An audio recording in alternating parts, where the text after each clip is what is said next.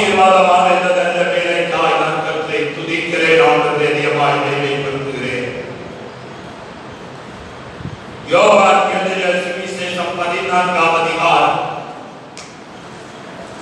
அதனுடைய 2, 3 ஆகிய வசனங்களை வாசிக்கலாம்.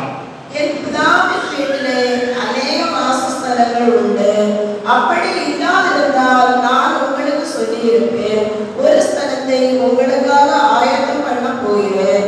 நான் போய் உங்களுக்காக ஸ்தலத்தை ஆயத்தம் பண்ணின பின்பு நான் இருக்கிற இடத்திலே நீங்களும் இருக்கும்படி நான் மறுபடியும் வந்து உங்களை என்னிடத்தில் சேர்த்துக் கொள்வேன்.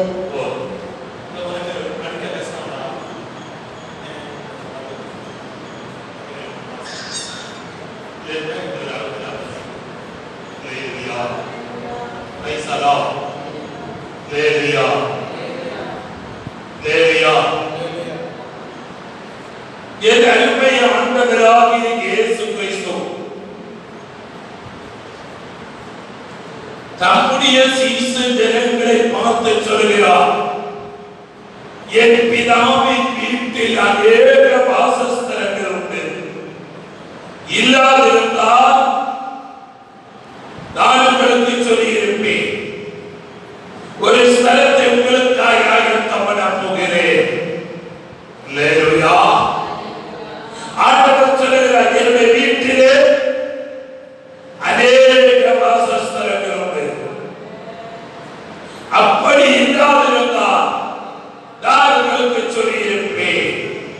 ஒரு ஸ்தலத்தை உங்களுக்காக ஆயத்தம் பண்ண போகிறேன்.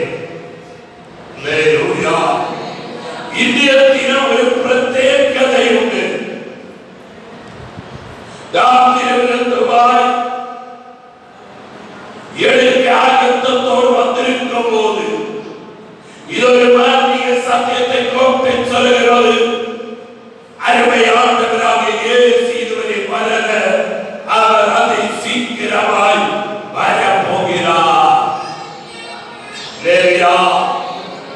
ஒரு ஸ்தலத்தை உங்களுக்காக ஆயத்தம் பண்ண போகிறேன் என்று வாக்கு சொல்லி அவர் போனார்.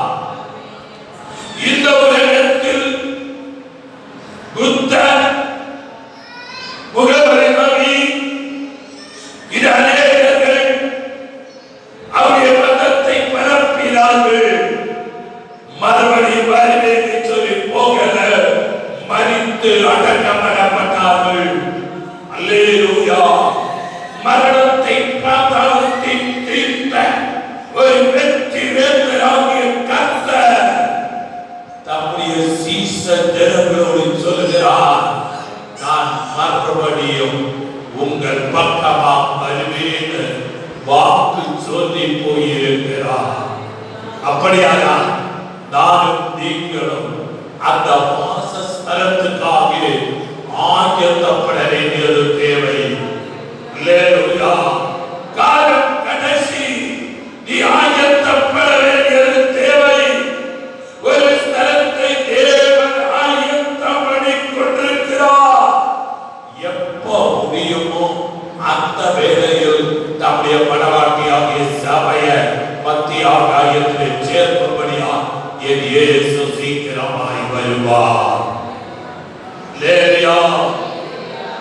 ஒரு வசனம் வாசிங்க. 13ஆம் அதிகாரம் 33 முதல் உள்ள வசனங்களை படியுங்கள். பிள்ளைகளே, இன்னும் கொஞ்ச காலம் நான் உங்களுடனே கூட இருப்பேன். நீங்கள் என்னை தேடுவீர்கள். ஆனாலும் நான் போகிற இடத்துக்கு நீங்கள் வரக்கூடாது என்று நான் யூதரோடு சொன்னது போல இப்பொழுது உங்களோடு சொல்லுகிறேன். இன்னும் கொஞ்சம் காலம் நான் உங்களோடு கூட இருப்பேன். அருமை ஆண்டவராகிய இயேசு கிறிஸ்து அவரை பின்பற்றின சீஷர்களோடு ஆணித்தரமாக சொல்கிறார்,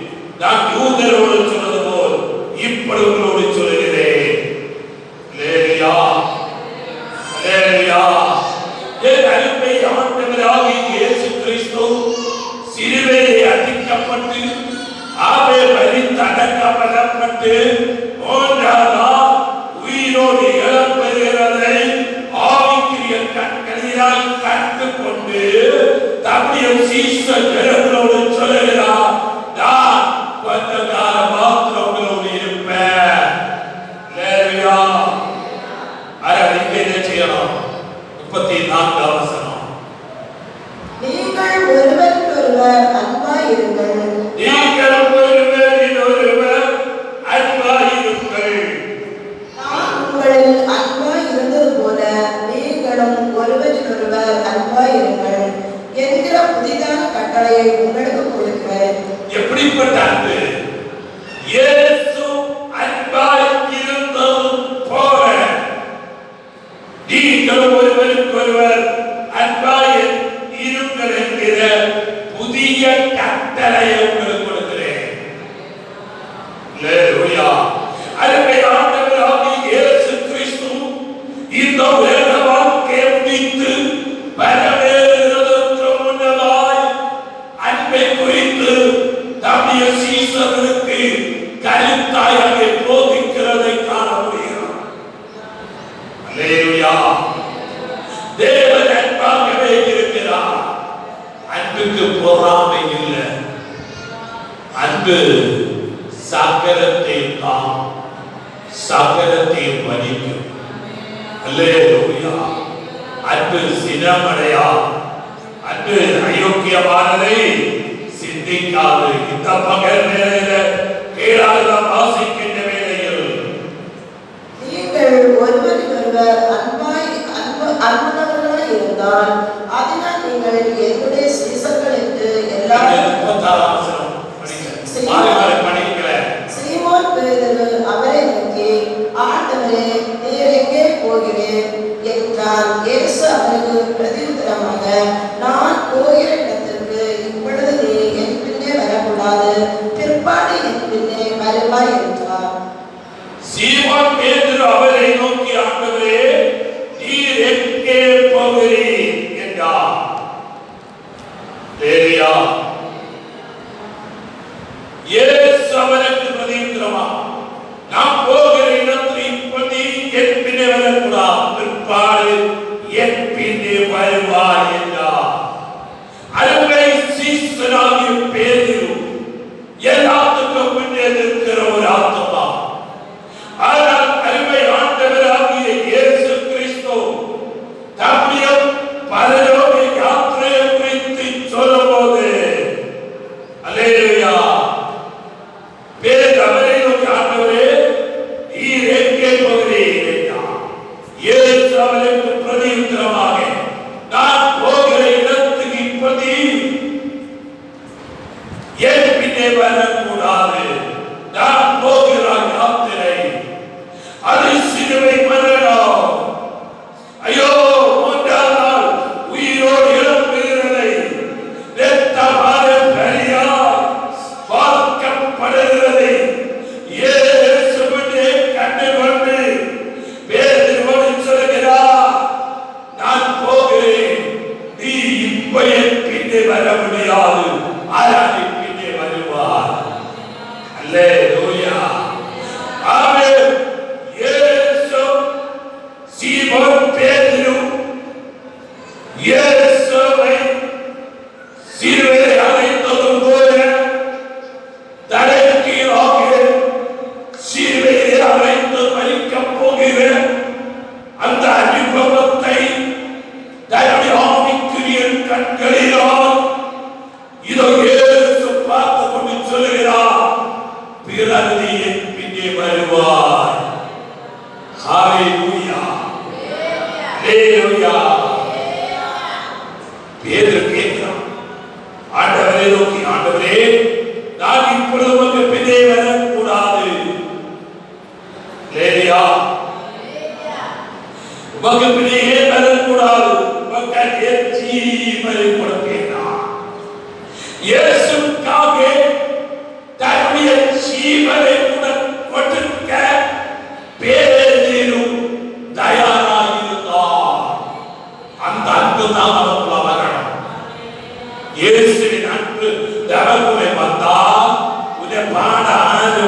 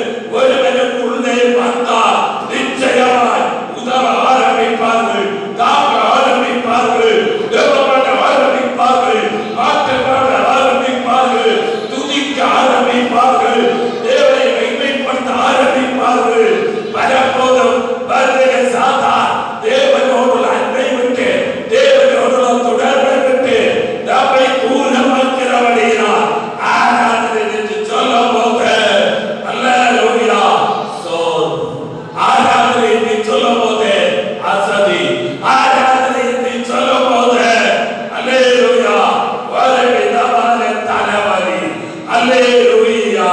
ஆராதனை என்று சொல்லும்போது முதுகு வலி வரும், எல்லா உரிமையும் வரும். ஆனால் அல்லேலூயா, தேவ அன்பு உனக்குள்ளே பூர்ணமாய் வெளிப்பட்டால் தலைவலி ஒரு பிரச்சனை அல்ல, முதுகு வலி ஒரு பிரச்சனை அல்ல. நீ ஆண்டவருக்காக காலடிகளை முன்னாக வைக்கும்படியா ஒரு ஆழமான தீர்மானம் உனக்குள்ள கடந்து வரும். நான் கேட்கிறேன், அந்த கல்வாரியின் அன்பு உனக்குள்ளே இருக்கிறதா? சோதரம் சோதரா சோதரா சோதரா. அல்லேலூயா அல்லேலூயா. ஒரு காலத்திலே நடந்து தேவனை துதித்தோம், ஒரு காலத்திலே ஓடினோம், ஒரு காலத்திலே நடந்தோம், ஒரு காலத்திலே பலனிருந்தோம், தேவனை சேவித்தோம். அந்த வைராக்கியம் இன்னைக்கு இருக்கிறதா? அல்லேலூயா. அந்த ஆவிக்குரிய வைராக்கியம் எங்கே போனது?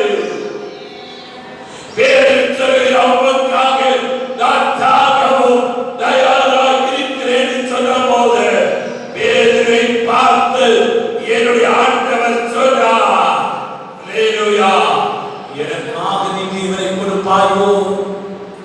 அல்லேலூயா. சேவன் மூவதற்கு முன்னே நீ என்னை 3 தடவை அறிந்தறிப்பாய் என்று மெய்யாகவே மெய்யாகவே உனக்கு சொல்லுகிறேன். அல்லேலூயா. அல்லேலூயா. சீமோன் பேதுருவே, தான் அல்லேலூயா, praise the Lord. இயேசுவுக்காக இவரை கொட்டிக்கொள்ள தயார் என்று சொன்னதாலே பேதுரு சேவல் போவதற்கு முன்னே 3 தடவை இயேசுவை மறுதலிக்கிறார். கூட பேர் சொல்லுவாங்க, கூட நிற்பாங்க. சில சூழ்நிலைகள் எதிராக எழுப்பி வரும்போது தேவனை மறுதலிப்பாங்க, ஊழியக்கான மறுதலிப்பாங்க. அல்லேலூயா அல்லேலூயா அல்லேலூயா. ஒரு தலைமை ஒரு ஊழியக்காரனை அங்கே ஆராதிக்கிற ஒரு விசுவாசம் அற்பமாய் பேசிக் கொண்டிருக்கிற அவன் இவன் அந்த வயதை சொல்லி பேசி இருக்கிறான். பேசி 2 பேர் ஒரே சபையிலோட பேசிக் கொண்டிருக்கின்ற வேலையில அல்லது முடியல, அவர் மறைச்சிருந்து கேட்டுட்டு சகி கெட்டதினால் தன்னை தேவனா உடையப்பட்டதினால் திடீரென பிரத்யட்சப்பட்டா. அல்லேலூயா.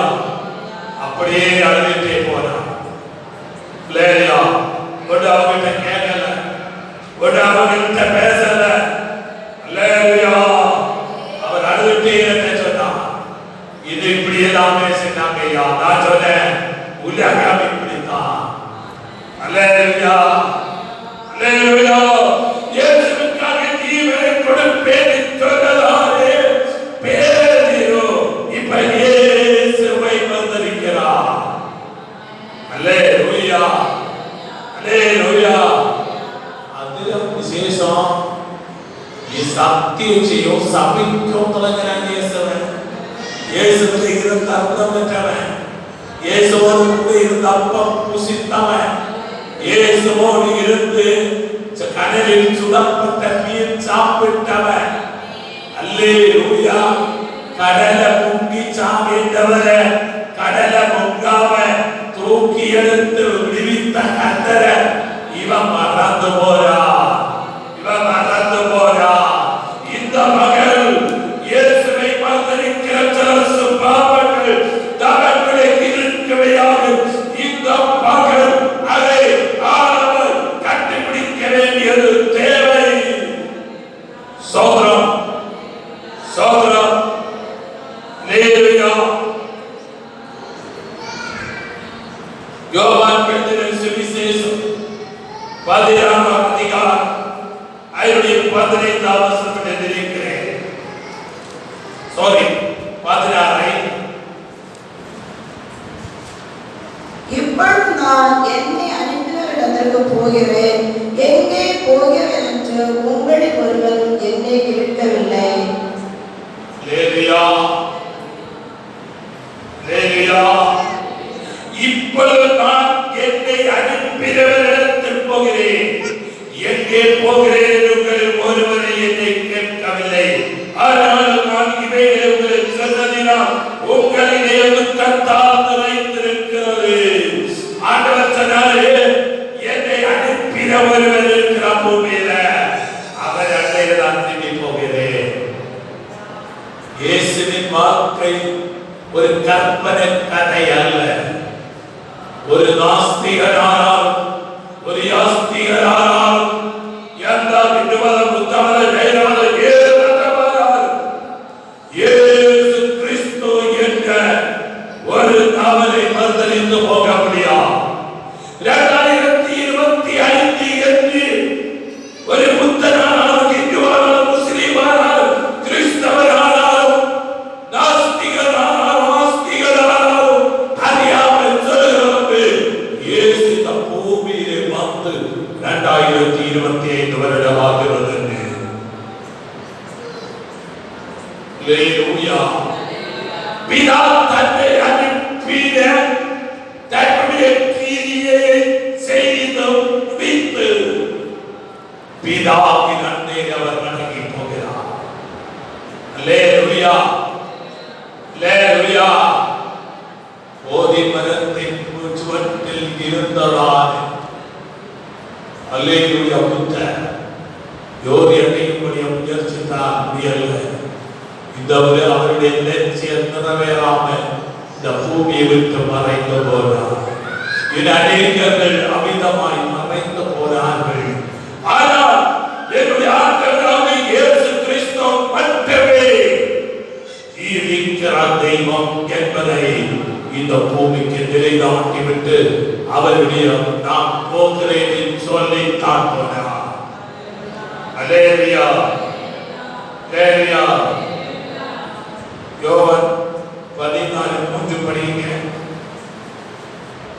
நான் போய் உங்களுக்காக ஸ்தலத்தை ஆயத்தம் பண்ணின பின்பு நான் இருக்கிற இடத்திலே நீங்களும் இருக்கும்படி நான் மறுபடியும் வந்து உங்களை என்னிடத்தில் சேர்த்துக் கொள்வேன். நான் போய் உங்களுக்காக ஸ்தலத்தை ஆயத்தம் பண்ணின பின்பு நான் இருக்கிற இடத்தில் நீங்கள் இருக்கும்படி நான் மறுபடியும் வந்து உங்களை என்னிடத்தில் சேர்த்துக் கொள்வேன். என் அருமை ஆண்டவராகிய இயேசு கிறிஸ்து பரலோகத்தில் போனவர் சொன்னார், நான் இருக்கிற இடத்தில் நீங்களும் இருக்கும்படி மறுபடியும் வந்து என்னிடத்தில் சேர்த்துக் கொள்வேன் என்று வாக்கு பண்ணி கடந்து சென்றிருக்கிறார். அல்லேலூயா, அல்லேலூயா. நான் நீங்களும் அதற்கு ஆயத்தப்பட, நான் நீங்களும் இயேசுவின் வருகையை எதிர்நோக்கி காத்திருக்கணும். அல்லேலூயா, அல்லேலூயா. தேவனுடைய வருகையை அவரோடு காத்துக் கொண்டிருக்கின்ற ஒரு மனவாட்டி சபை ஆசரிக்க வேண்டியதுதான் தீரமிருந்து. அல்லேலூயா. இது ஒரு காரியத்தை கோபிட்டு சொல்கிறது. இயேசு இந்த பூமிக்கு வருகிறார். அவர் சீக்கிரமாய் வரப்போகிறார். நான் அவருடைய வருகையில் எடுத்துக்கொள்ள ஆயத்தமாக இருக்கிறேன் என்ற ஒரு ஆயத்தம் உடையவர்கள் எடுக்க வேண்டியதுதான் இந்த திருவிருந்து. அல்லேலூயா, அல்லேலூயா. தோன்றினது போல வாழ்ந்து, தோன்றினது போல நடந்து, சாட்சி ஜீவிதம் இல்லாம, ஒரு ஜெப வாழ்க்கை இல்லாம, ஒரு ஆராதனை இல்லாம, ஓ அல்லேலூயா, வந்து எடுக்க வேண்டிய ஒரு சாதனம் அல்ல இந்த திருவிருந்து. அலங்காரம் தீயும் அதை பரிசுத்தத்தோடு ஆயத்தத்தோடு இதிலே பங்கு கொள்ள வேண்டியது தேவை. ஏனென்றால் மாரநாதா என்று சீக்கிரமாய் வரப்போகிறார். அல்லேலூயா. அவருடைய வருகையின் அடையாளம் இந்த பூமியிலே நடந்து கொண்டிருக்கிறது. அல்லேலூயா, அல்லேலூயா. பாருங்க, இப்ப இந்தியாவுக்கும் பாகிஸ்தானுக்கும் யுத்தம் நடந்து கொண்டிருக்கிறது. உக்ரைனுக்கும் ரஷ்யாவுக்கும் யுத்தம் நடந்து கொண்டிருக்கிறது. இவ்விதமாய் இதெல்லாம் அறையும் போது வேதம் சொல்கிறது, யுத்தத்தையோ யுத்தத்தின்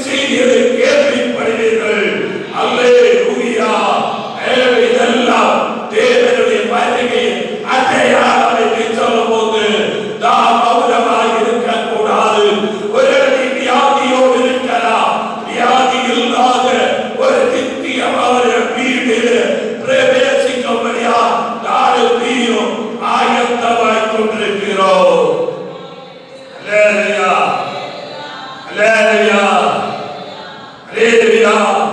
அப்படியான இந்த பகல் தாவீதுக்கும் ஆயத்தம் தாராயேற்றி நம்முடைய இதயத்தோடு கேட்க வேண்டியது மிகவும் தேவையாக இருக்கிறது. 16ஆம் அதிகாரம் அதனுடைய 18ஆம் வசனத்தை வாசிக்கும் போது, நான் உங்களை திக்கற்றவர்களாக விடேன். நான் உங்களை திக்கற்றவராய் விடேன். 28, நான் உங்களுடனே தங்கி இருக்கையில் இவைகளை உங்களுக்காக சொன்னேன்.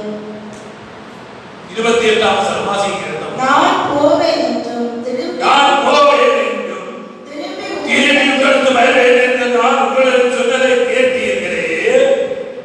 நீங்கள் என்னிடத்தில் அன்புள்ளவர்களாய் இருந்தால் பிதாவிடத்தில் போகிறேன் என்று சொன்னது குறித்து சந்தோஷப்படுவீர்கள். அல்லேலூயா, அல்லேலூயா, அல்லேலூயா. அப்ப பரலோகம் என்று சொல்லும் போது தேவ அன்பு இதயத்தில் இருந்தாதான் சந்தோஷம் வரும். இல்லன்னு சொல்ல எவ்வளவு தான் இடி வெட்டி பிரசங்கிச்சாலும் பரலோகம் தான் இறங்கி வந்தாலும் சிலவங்களுடைய வேதனை மாறாது, சிலருடைய துக்கம் மாறாது. அல்லேலூயா. உன்னுடைய சரீரத்தில் பலவீனம் இருந்தால், உன்னுடைய குடும்பத்தில் பிரச்சனைகள் இருந்தால், உலக கடமாரம் இருந்தாலும் ஆண்டவருடைய அன்பு உலகுல இருக்கவையாக உன்னுடைய வியாதியோ பிரச்சனையோ பெரிதாய் தாண்டாது. அதற்கு அப்பாலுள்ள அந்த நித்தியமான வீட்டில நான் போகும்போது வியாதி இல்லாத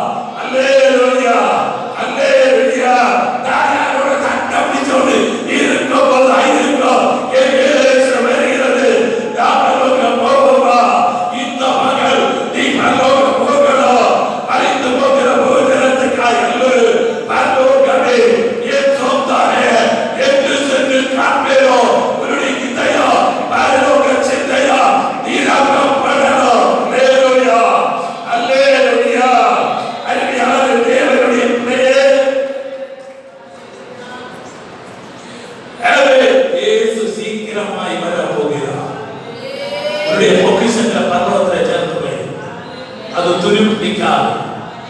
ஒரு கல்லறை திருட மாட்டான். அல்லேலூயா, அல்லேலூயா, அல்லேலூயா, அல்லேலூயா. சில வருடங்களுக்கு முன்னே ஒரு விசுவாசியான புரோக்கர்கிட்ட நான் பேசிக் கொண்டிருந்த போது சொன்னேன், நான் இருக்கும் போதே ஒரு பெரிய பொய் சொல்லி ஒரு பிசினஸ் நடத்துகிறான். நான் சொன்னேன், ஆண்டவர் வந்து பரலோகம் போக முடியுமா? உங்களுக்கு பேங்க்ல பைசா வந்து ஏறிட்டு ஆனா நீ பரலோகம் போவியான்னு கேட்ட போது சில வசனத்தின் ஆழங்களை சொல்லும் போது உடனே என்னுடைய மொபைல் போன் எடுத்து அல்லது அந்த தவறுக்கு கூப்பிட்டு சொல்லி சொன்னாரு, நான் இவ்வளவு ரூபாய் அதிகமா எடுத்தேன், நீங்க வந்து வாங்கிட்டு போங்க. இல்லையா? சோத்ரா சோத்ரா திடீர்னு காலம் வந்திருக்கிறார். இல்லையா? பிரைசலா அதை வாங்கினாங்க. வாங்கிவிட்டு அவருக்கு கொடுக்க வேண்டிய ஒரு எமௌண்ட கொடுத்து விட்டு அவங்க மறுபடியும் போறாங்க. இல்லையா? இல்லையா? அருமையான தேவனுடைய பிள்ளையே, காலம் கட்டசி ஒரு கொடிய காலம் ஏராட்டனுடைய கால்களம் ஒளி வரும்போது வசனத்துக்கு கீழ்ப்படாமல் இருக்கின்ற தேவனுடைய பிள்ளையே, நீ பரலோகம் போக முடியுமா? அல்லேலூயா, அல்லேலூயா. சிலவங்க எல்லாம் நாளோட ஆராதனை வர மாட்டாங்க. அங்க இருந்து அழைச்சிட்டே தெரிவாங்க, அங்க இருந்து நடத்திட்டே தெரிவாங்க. ஜபம் இல்லை, நாளோட ஆராதனை